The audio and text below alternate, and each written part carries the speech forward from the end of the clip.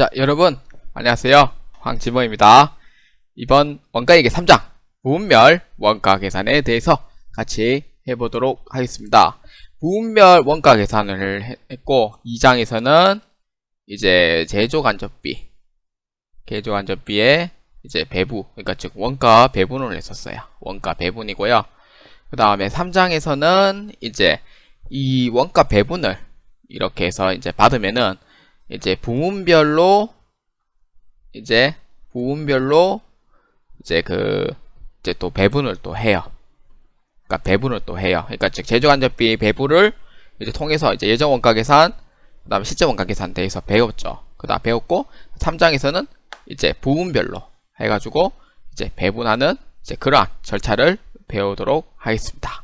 그러면은 4장에서는 이제 부분별 원가 계산이 끝나면은 이제 개별 원가 계산에 대해서 공부를 하게 돼요. 개별 원가 계산은 이제 2장 하는 부분과 3장 하는 부분이 모두 다 포함돼서 그 말이 나오긴 하는데, 그 2장하고 3장은 이미 배웠던 부분이기 때문에 4장에서는 이제 크게 뭐 딱히 뭐 개별 원가 계산이라고 해서 뭐 2장하고 3장에 뭐 종합 선물 세트로 뭐 이렇게 문제가 나온다, 그런 건 아니에요. 그런 건 아니지만 개별 원가 계산을 하기 위해서는 2장에 있는 부분과 이 3장에 있는 부분도 같이 연계해서 하기 때문에 특히 4장의 개별 원가 계산은 이제 그 2장 부분과 3장 부분이 포함돼서 공부를 한다고 그렇게 생각하시면 됩니다.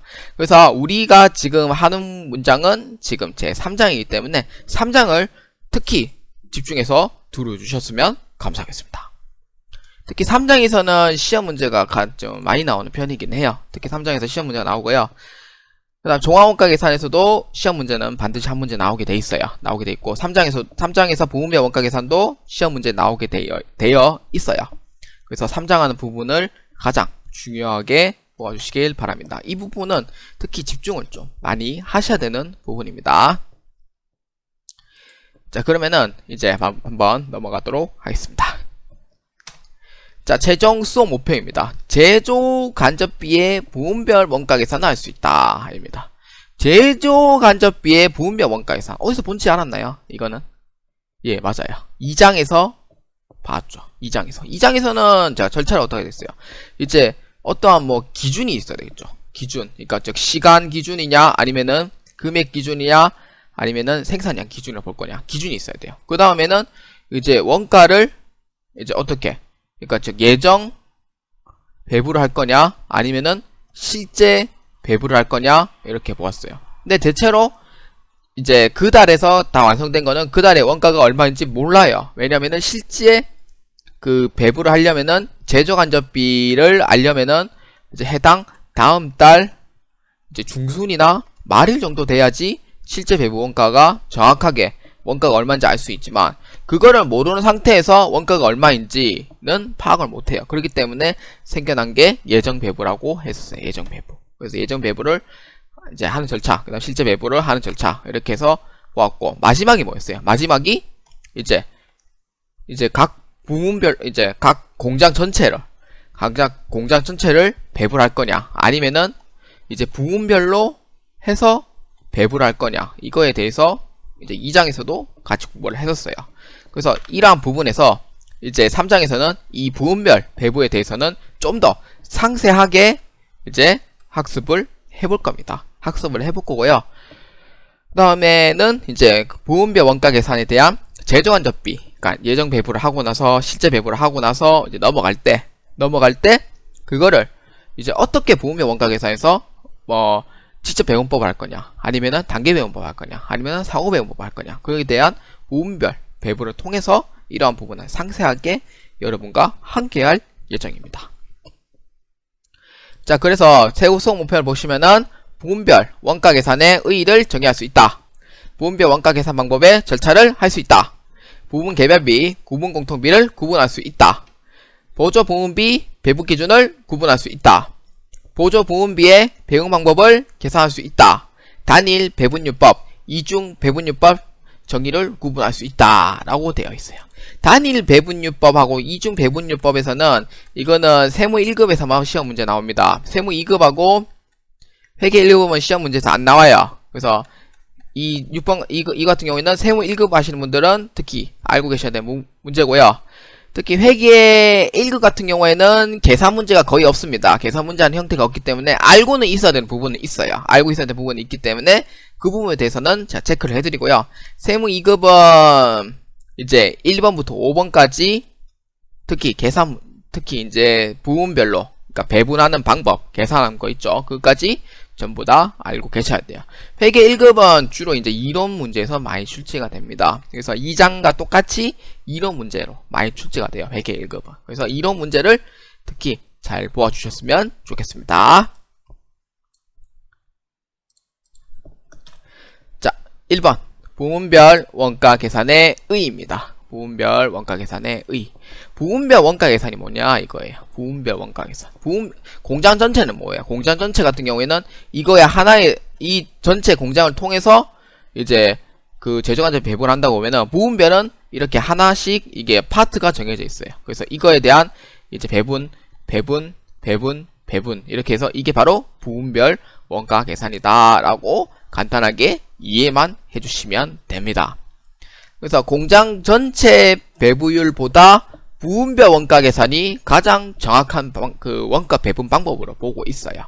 그래서 의의를 보시면은 제품 원가를 산정함에 있어 제조 간접비를 부문비를 각 제품보다 더 정확하게 배부하기 위해서 우선적으로 발생 장소인 부문별로 분류 짓게 하는 절차다라고 되어 있어요. 그러니까 즉 이제 예정 배부하고 뭐 실제 배부가 이렇게 끝나면은 이제 각 부문별로 해가지고 이제 부문별로 해서 이제 제조 간접비를 배부를 한다라고 생각하시면 된다는 거예요. 쉽죠? 어렵지 않아요. 쉽게 생각합시다. 여러분. 그러니까 예정 배부를 실제 배부까지 다 그 배부율도 구하고 그 다음에 조업도를 구했으면은 이제 각 부문별로 통해서 이제 배부를 해주면 된다는 거예요. 이게 바로 부문별 원가 계산이다라고 보시면 됩니다. 자, 부문별 원가 계산에서는 이제 원가 부문은 크게 두 가지 나눠줍니다. 제조 부문은 이제 주라고 생각하시면 돼요. 주 부문이고요. 보조 부문은 말 그대로 보조 부문을 얘기하시면 돼요. 그래서 보조 부문이 그 제조 부문을 이제 밀어줍니다. 그러니까 보조 역할을 해주는 거예요. 보조 역할을 해주는 거고요. 제조 부문은 이제 하나의 생산하는 거를 이제 주 형식으로 해가지고 제품을 직접적으로 이제 만드는 그거라고 생각하시면 돼요. 그래서 보조 부문은 제조 부문에 대해서 밀어준다. 뒤에서 백업 해준다 생각하면 돼요. 백업. 그럼 직접적으로, 그러니까 제조 부문을 보시면은 직접적으로 제품을 생산하는 부서예요. 그러니까 즉 보조 부문은 그냥 서포트 역할을 해준다고 생각하시면 되는 거죠. 그럼 두 번째는 제품의 종류, 제조 활동이 증가할 경우 부문의 개수도 증가한다라는 거예요. 제조 활동이 증가하면 당연히 부문 개수 증가하는 건 당연한 거죠. 그래서 주로 이제 기계 제거, 주저부, 단조부, 선반부 이런 것 같은 경우에는 이제 주요 부분이다라고 생각하시면 되고요. 보조 부문은 아까 얘기했었죠. 서포트, 그러니까 즉 백업 밀어준다. 그래서 지원하는 역할이에요. 그래서 수선부, 동력 부문 등 이렇게 생각하시면 됩니다. 위에 올라가지 마시고요. 이해만 해주시면 됩니다. 자, 2번 부문별 원가 계산 방법의 절차입니다. 절차. 자, 이 절차가 있는데 이거는 반드시 외우고 계셔야 돼요. 외우고 계셔야 됩니다. 이 1단계부터 4단계까지 이 흐름이에요. 자, 1단계는 부문 개별비를 각 부문에 부과한다는 거예요. 부문 개별비. 그러니까 즉 직접비를 그러니까 이 부문별로 통해서 이제 부과를 하는 거예요. 추정이 가능하기 때문에 어디에 들어가는지 어디 들어가는지 다 알 수 있어요. 그다음 두 번째는 부문 공통비를 이제 배분해야 됩니다. 그러니까 제조 간접비는 뭐예요? 제조 간접비는 추적이 안 되니까 이제 그 각 전체 금액에서 이제 배분을 해줘야 돼요. 전체 금액에서 배분. 그래서 부문 공통비를 각 부문에 배분을 한다는 거예요. 그러니까 전체 금액에서 부문 공통비를 각 부분에 배분을 한다는 거예요. 그러니까 전체 제조 간접비 금액을.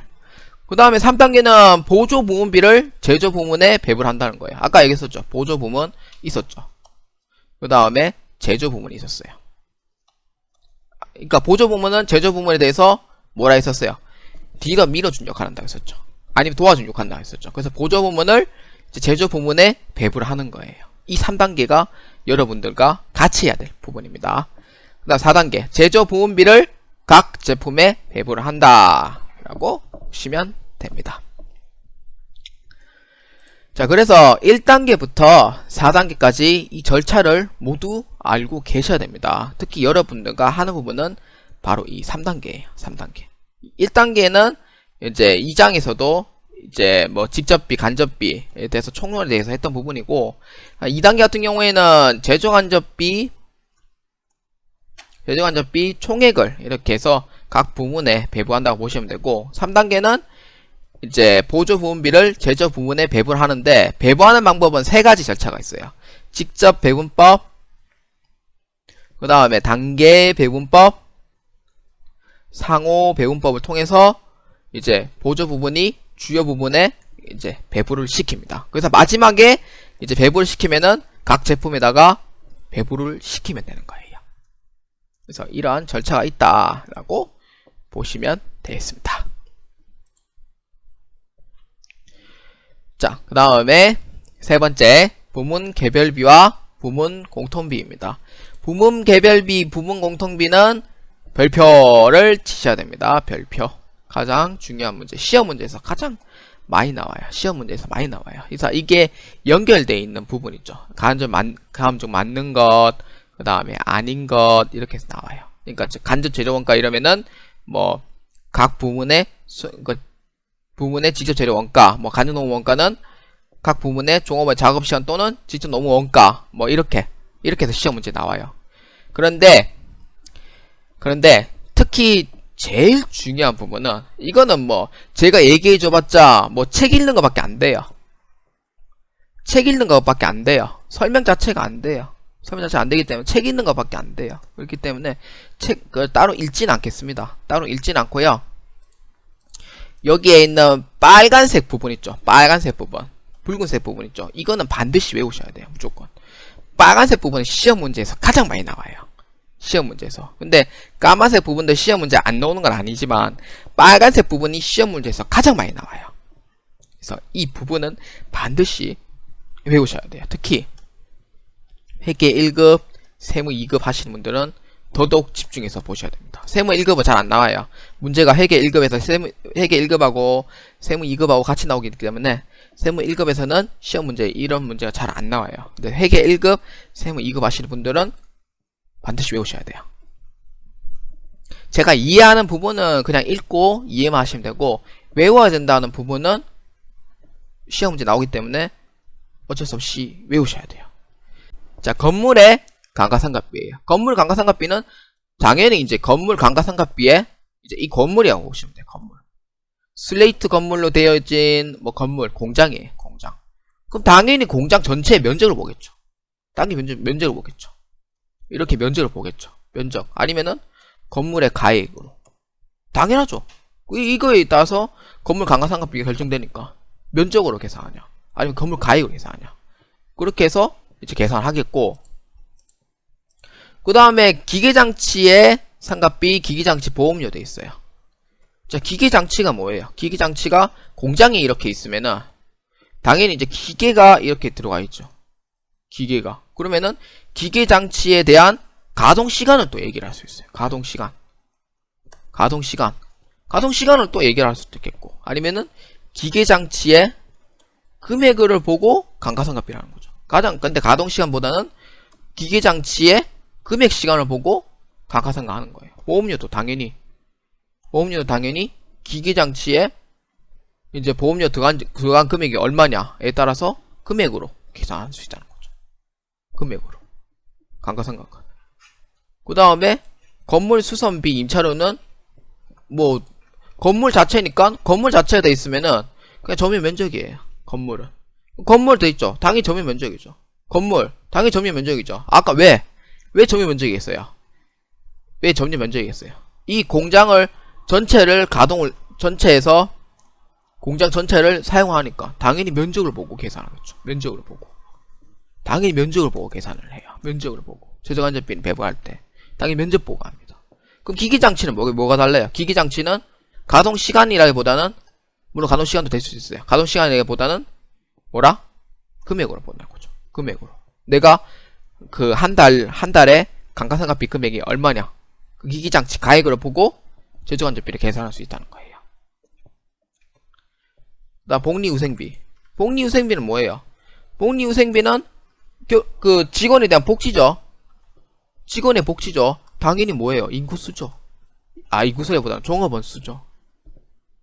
종업원수로 봐요, 당연히. 복리후생비는 당연히 사람이 있어야지 직원들의 복지를 주니까 종업원수예요. 그럼 전력비는 당연히 운전시간이죠.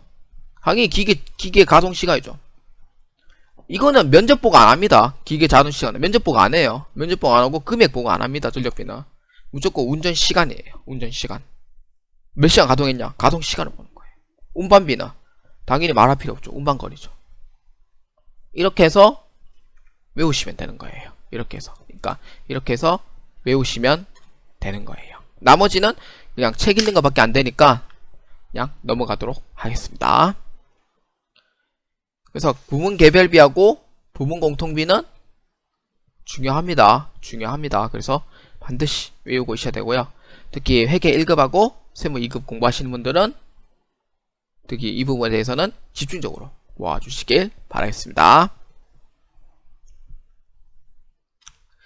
자, 4번 보조부문비의 배부 기준입니다. 보조부문비의 배부 기준. 그럼 배부 기준은 어떻게 보냐 일 거예요. 배부 기준. 이렇게 해서 이제 전기 용량, 유지 시간, 검사 시간 이런 건 전부 다 시간이라고 보시면 돼요. 시간. 그 다음에 주문 횟수, 주문 비용. 당연히 이제 이거는 사람이 하는 거죠. 사람이 하는 거. 노무 관리 당연히 사람이 있어야 되고 공장 사원 당연히 사람이 있어야 돼요. 그러니까 인원수를 보고 이제 여기에 배부 기준을 한다라고 보시면 됩니다. 그래서 제조간접비의 배부 기준은 시간과 금액과 생산량이에요.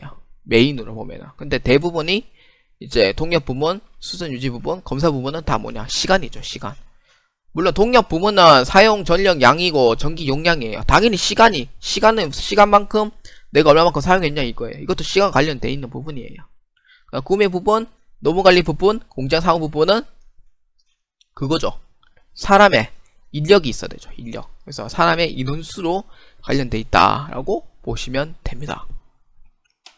그래서 그 다음 밑에 한번 보시면은 이제 보조부문비라고 적혀 있어요. 보조부문비. 보조부문비는 제조부문을 위해 보조적으로 해주는 역할을 합니다. 라고 되어 있어요. 보조부문비. 아까 제가 얘기했었죠. 보조부문비는 제조부문을 위해 보조적으로 해주는 역할을 한다고 했었어요. 그래서 보조부문비를 제조부문비를 배부하는데 배부하는 방법은 세 가지가 있다. 자, 이거 중요하죠. 직접배운법, 단계배운법, 상호배운법이 있습니다. 특히 직접배운법, 단계배운법은 회계 1급하고 세무 2급에서 시험 문제에서 가장 많이 출제됩니다. 특히 직접배운법, 단계배운법 시험 문제 가장 많이 나오고 상호배운법 같은 경우에는 주로 이제 공통적으로 이론 형식으로 많이 나와요. 이론 형식 많이 나오고 특히 상호배운법만 나오는 계산 문제에서는 세무 1급에서 가장 유력하게 많이 나옵니다. 근데 세무 2급에서도 한 문제씩 나오는데 뭐 그 보조부문비를 얼마만큼 계산하냐 그건 안 나와요. 그건 나온 적이 없어요. 근데 상호배운법은 나왔어요. 한번 나왔기 때문에 상호배운법은 특히 세무 1급에서 시험 문제에 충분히 출제가 가능합니다. 그래서 회계 1급과 세무 2급 같은 경우에는 주로 직접배운법과 단계배운법을 집중적으로 보셔야 되고요. 상호배운법까지는 그냥 이론적으로만 이해를 해주시면 됩니다.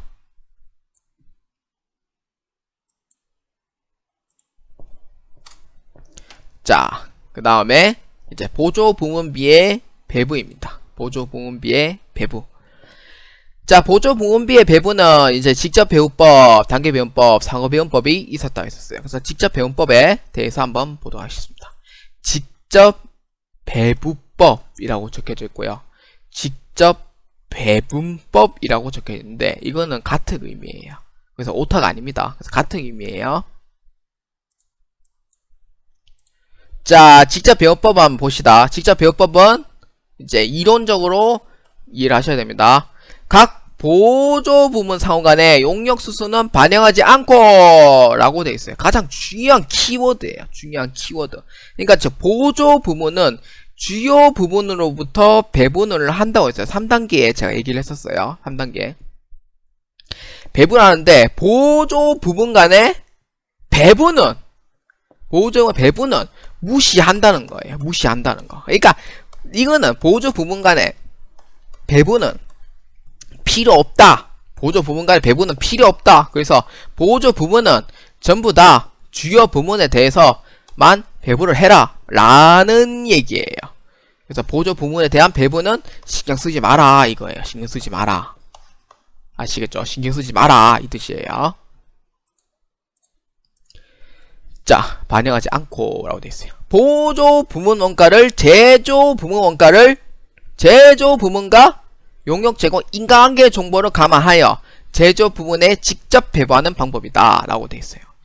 자, 핵심 키워드니까 이것만 하면 돼요. 보조 부문은 서로 배부하지 않고 보조 부문은 바로 주요 부문을 통해서 다이렉트로 배부한다 라고 생각하시면 돼요. 보조 부문 간의 배부는 안 한다는 거예요. 안 하고 보조 부문은 바로 주요 부문에 배부를 한다 라고 생각하시면 돼요.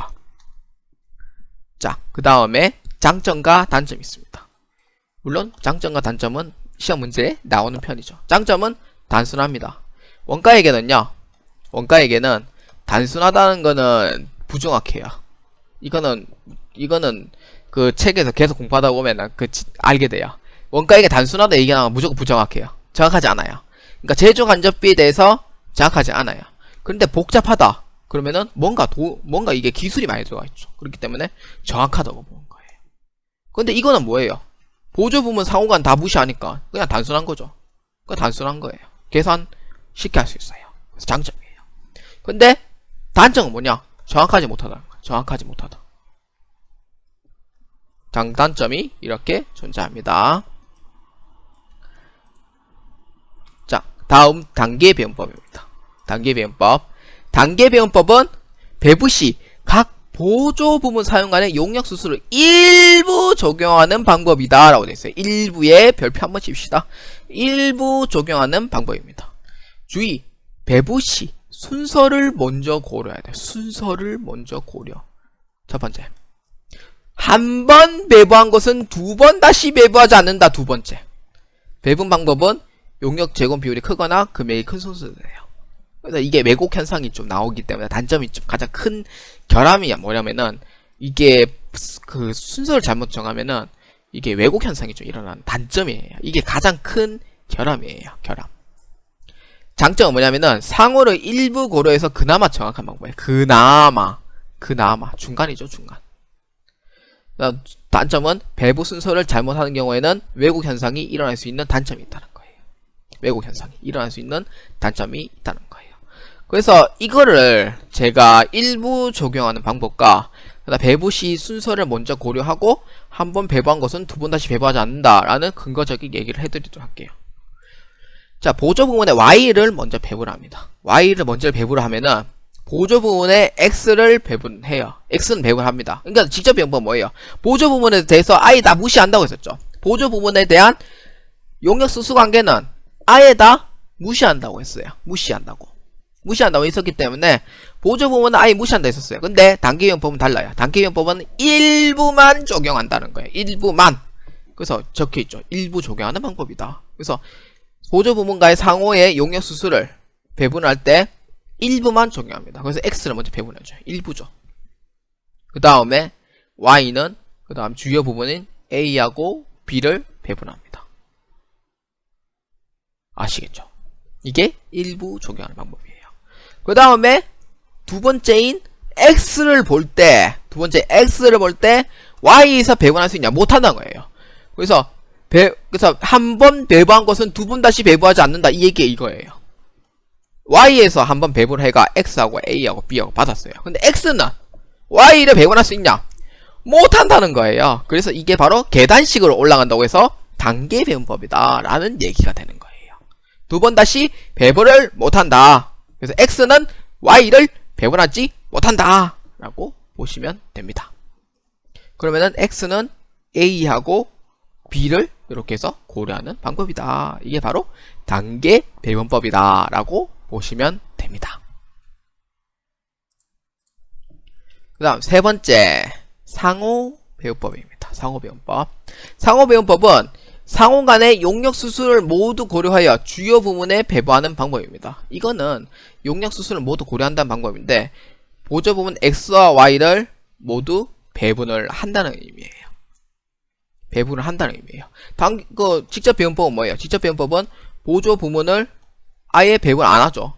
배분 안 하죠. 그 다음에 단기 배분법은 뭐예요?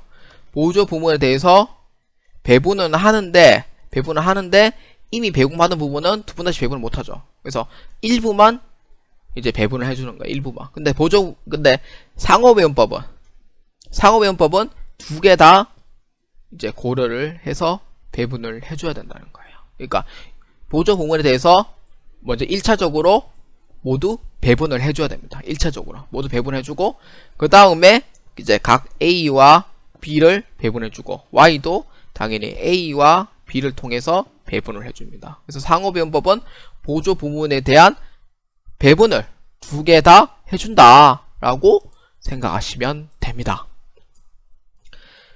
자, 장점은 뭐예요? 장점은 매우 정확한 방법이라 했었죠. 왜냐? 복잡하기 때문에. 단순하게 생각합시다. 그냥 복잡하기 때문에 정확한 방법이에요. 단점은 복잡해요. 아시겠죠? 그래서 이게 바로 상호배분법이다 라고 보시면 됩니다. 상호배분법 같은 경우에는 이제 2차 방정식을 이용을 해주셔야 돼요. 2차 방정식을 이용을 해주셔야 돼요. 2차 방정식. 저는 중학교 때 공부를 잘 못했어요. 학교 꼴찌도 해봤습니다. 진짜로. 중학교 1학년 때 학교 꼴찌 해봤어요. 전 그래서 수학을 잘 못합니다. 근데 회계에 대한 수학은 회계는 사실 수학이 아니죠. 회계는 그냥 사칙연산만 잘하면 돼요. 회계는 수학이 아닙니다. 절대로. 여러분도 오해하시는 게 있는데 회계는 절대 수학이 아닙니다. 그래서 이 부분에 대해서는 2차 방정식을 고려를 해주셔야 돼요.